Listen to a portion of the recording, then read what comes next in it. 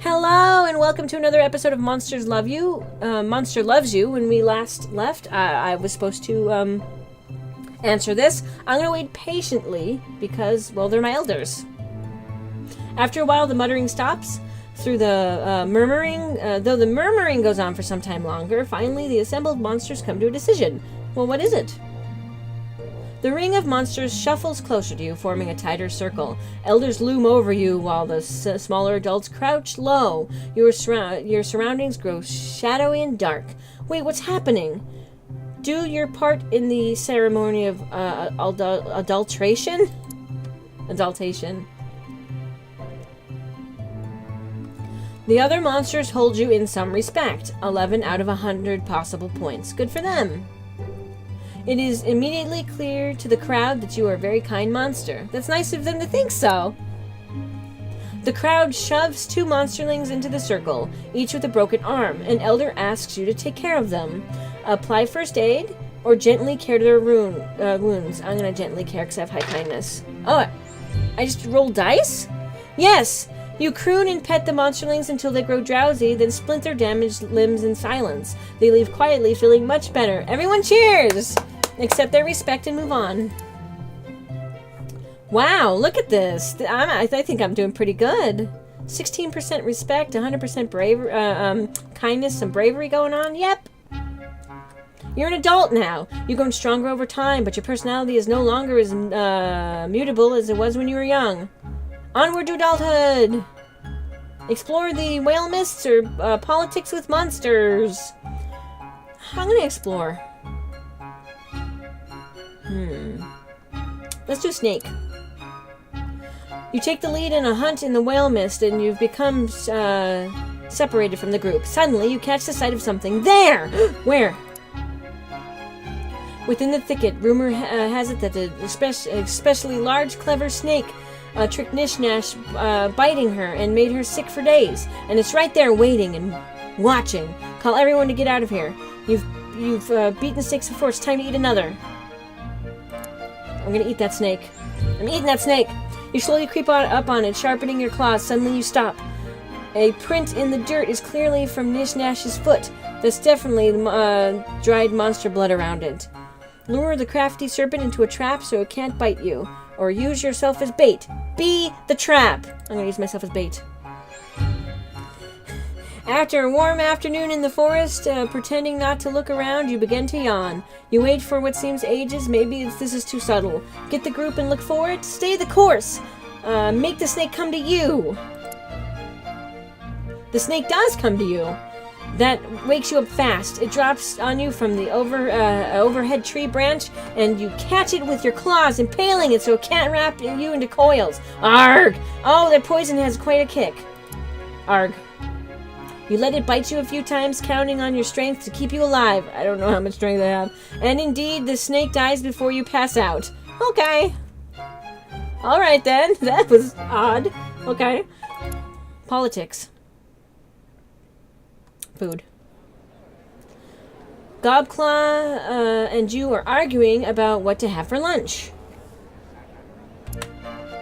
She got to pick last time. Suddenly, your favorite food flies down from the sky and perches within arm's reach. If you heard that, that was my shoulder. The magpie chirps. Have either of you seen the cornfield around here? Your stomach growls. It's tough, but help the bird. Scream and flee! Why was that bird talking? Humph! Burp! Oh, look at his face! Through gritted teeth and a sheen of sweat, you coolly tell the bird where to find the human cornfield. After it flies off, Gobclaw asks why you did that. Explain that one should help anyone who asks so the favor might be passed along, or because it'll be tastier someday when it's eaten lots of corn. There's so many ways you can go with this game. She nods at you. Sage thought someday I might need help and that Magpie could give it. But we still need to get a real meal.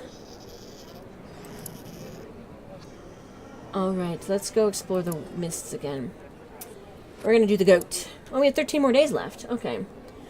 A squirrel hops into a pool of blood, no sunlight, bright-eyed and bushy-tailed, ready to bury his nuts all over the place and make something out of itself. You drop on it from a branch, grab it, and twist its head off. Delicious decapitation. A young wolf suddenly leaps in front of you, snaps the squirrel out of your claws, and runs off, laughing and barking. Wolves can bark now? Isn't that only dogs? Turn the tables on the wolf or chase the wolf into the bushes.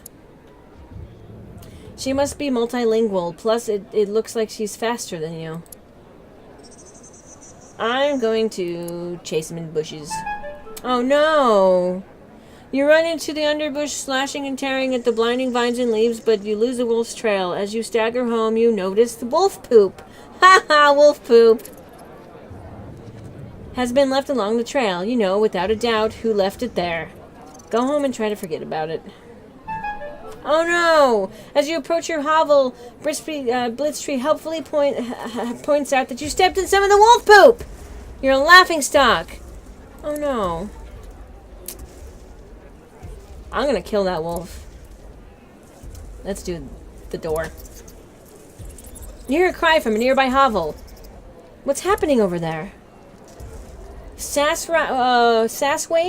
A new adolescent doesn't understand how the windows in her hovel work. She's trapped in her paws under a heavy pain. Oh no! Free her from the window or leave her there. She'll chew her arm off eventually. You walk over and take a look. This should be easy for a grown-up monster like you. Lift the window to free. Scare her a little to teach her a lesson. Break the glass to free her. Oh no, I wouldn't do that. Sasswait seems afraid of you, but these things happen. She thanks you for releasing her from the window. You notice a small crowd is gathered. Help her treat her injuries. Tell her her arm will heal on its own. I'm going to help her to treat her injuries. Wow. You tend to the bruises and salve made from flowers and mushrooms. Soon she feels no pain at all, and the crowd applauds. Yeah, give it back to me, because I think I lost some for the... I still have wolf poop on my feet, too. We'll go back into the waste. We'll go between both. Let's go with the sword. You find a red hood and a basket in the middle of the forest path. A human house is nearby. Funny, you never noticed it before. There's a white picket fence out front. Stay away. Creepy. Take the hood and basket home, or circle the pretty little house. There's a great deal of blood in the yard, along with a half-dead wolf coughing weakly. Kill the wolf or ask what happened. I'm gonna ask, what the hell happened? Woodcutters, friend. You can't trust them. Beware of their axes. Even worse than knives. The wolf finishes dying. No! Take and eat the wolf carcass, or bow your head in... I'm gonna bow my head in respect. I can't eat... I'll wait a while before eating his corpse. You're not sure if you're respecting the human capacity for killing or the wolf's perfectly timed last words, but before you can come into a decision, you've grown bored. I am gonna eat the carcass. You haul the strangely heavy carcass back home. An elder points out the sewn-up gash down the wolf's belly and says it's good work. Take credit for it. Admit that someone else who had cut the wolf open. The elder is impressed with your honesty and says so. You open the gash to find stones inside the wolf. How odd. This one again. We'll go with the friends. Balfrog and Gritmitten are arguing in the street over a cat. They both want kitty croquettes for lunch. Sounds yummy, so what's the problem? Balfrog says he caught the cat, but Grimmitten says that it was his larder before it got out. Both monsters turn to you as the neutral party you decide. Finders keepers, or try to make everyone happy. Split that cat in half. He holds the cat close, stroking it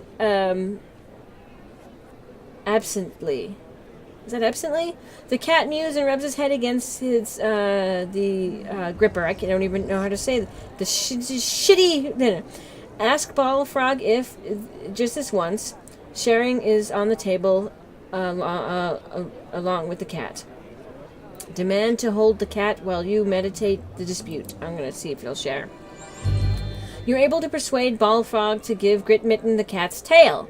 So that's something. Grit Mitten thanks you for the intersection. I'm having trouble reading now. Okay. This has been Jezebel. I've been playing Monster Loves You. I hope you've enjoyed, because I've been having a lot of fun. And I will see you next time for another episode of this. Goodbye.